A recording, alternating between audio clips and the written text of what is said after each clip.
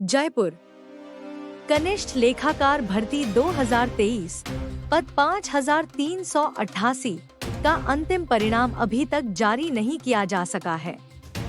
कर्मचारी चयन बोर्ड द्वारा इस भर्ती के दस्तावेज सत्यापन हेतु परिणाम 27 जून 2024 को जारी किया गया था और दस्तावेज सत्यापन की प्रक्रिया पूरी हो चुकी है। हालांकि भर्ती से संबंधित कई याचिकाएं राजस्थान उच्च न्यायालय जयपुर में लंबित हैं, जिनमें से एक मुख्य याचिका के कारण अंतिम परिणाम पर रोक लगी हुई है। मुख्य याचिका संख्या 2883/2024 पंकज कुमावत बनाम राजस्थान कर्मचारी चयन बोर्ड के तहत फरवरी 2024 से न्यायालय द्वारा लगातार सुनवाई की तारीखें दी जा रही हैं। लेकिन भर्ती परीक्षा के अंतिम परिणाम पर रोक लगी हुई है। अभ्यर्थियों का आरोप है कि कर्मचारी चयन बोर्ड के अधिवक्ता द्वारा इस मामले में मजबूत पैरवी नहीं की जा रही है। जब से राजस्थान में भजनलाल सरकार आई है, कहीं ना कहीं जो एक नई युवा पीढ़ी है वो नौकरी के लिए दर बदर भटक रहे हैं। कई ऐसे मामले जयपुर शहर में आ चुके हैं जहां आए दिन नई जो नौकरी है, नई वैकेंसी है, कहीं ना कहीं वो रोक लगा दी जाती है। चाहे युवा मित्रों की बात करें या कई ऐसे मेडिकल डिपार्टमेंट हैं वो हैं।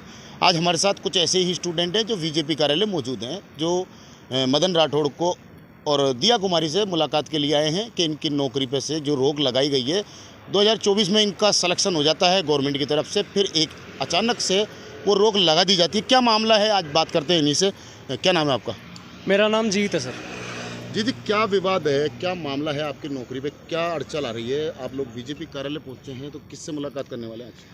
सर मुलाकात हम बीजेपी के प्रदेश अध्यक्ष जो मदन राठौड़ जी हैं, कैमरे के सामने, हाँ, उनसे हम मिलने आए हैं और हमारी व्यथा है पिछले 3 साल से हमारी भर्ती लंबित है।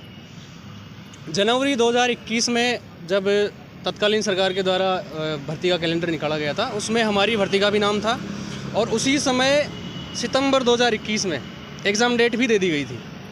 लेकिन किसी कारणवश जो पहले से अभ्यर्थना आने के बाद भी हमारी भर्ती को सीईटी में डाला गया। उसके बाद सीईटी का एग्ज़ाम हुआ और सीईटी के एग्ज़ाम होने के लगभग साल भर बाद फिर हमारी भर्ती का इसका एग्ज़ाम करवाया गया।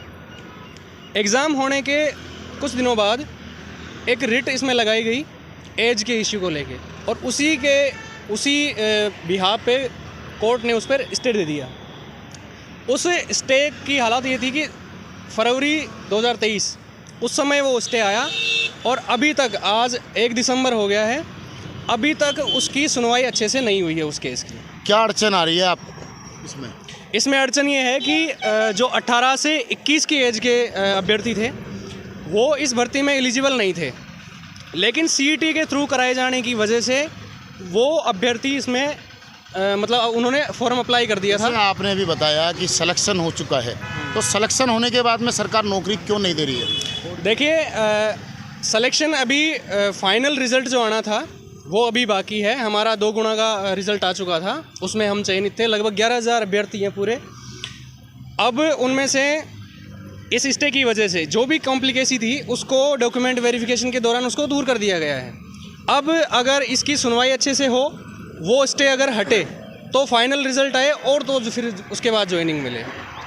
ये देख सकते हैं आप, ये जो नौकरी की और जो पढ़ाई लिखाई करके आदमी जब नौकरी के टाइम आता है तो कहीं ना कहीं सरकार के जो सरकारी फंदे होते हैं वो अटक जाते हैं और नौकरी से वंचित हो जाते हैं। क्या नाम है आपका? नाम बताइए। मेरा नाम प्रियंका जैन है। मैं जूनियर अकाउंटेंट भर्ती उसमें 2 गुना में चयनित अभ्यर्थी हूँ। हमारा रिज़ल्ट 27 जून को आ गया था 2 गुना का, लेकिन फाइनल रिज़ल्ट पर स्टे है। स्टे का भी कुछ जो मैटर है वो कुछ मजबूत नहीं है, लेकिन पैरवी अच्छे से नहीं हो पा रही है। ये लापरवाही किसकी मान सकते हैं? ये सरकार की और बोर्ड की लापरवाही है। जो भी वकील या एएजी साहब जाते हैं वो पैरवी नहीं करते हैं। तारीख पे तारीख मिलती रहती है लेकिन पैरवी नहीं हो पाती है। क्या अगला कदम होगा? आप लोग 10 से 11 हज़ार लोग बता रहे हैं, तो अगला क्या कदम हो सकता है अगर सरकार आपकी बात नहीं सुनेगी तो? फिर हम धरना देंगे, बाकी तो कोई ऑप्शन है नहीं हमारे पास लास्ट, क्योंकि हम सबसे मिल चुके हैं, बोल चुके हैं, बट वो हमारी बात ही नहीं सुन रहे हैं। अभी 28 को हमारा था कोर्ट में, तो फिर उसकी आगे डेट दे दी, अभी 5 दिसंबर। अब देखते हैं 5 दिसंबर को स्टे हटता है तो ठीक है, वरना आगे फिर धरना देंगे। सरकार से बात करने की कोशिश की आप लोगों ने? हमने हर बार उनको विनम्रता से रिक्वेस्ट करी है कि हमारी बात सुन लें, लेकिन वो अभी तक सुनी नहीं है। जैसे कि डबल सर हैं, हमारे लिए अच्छा वकील उन्होंने अपॉइंट किया है, वो भी हमारी हियरिंग नहीं करवा पा रहा है।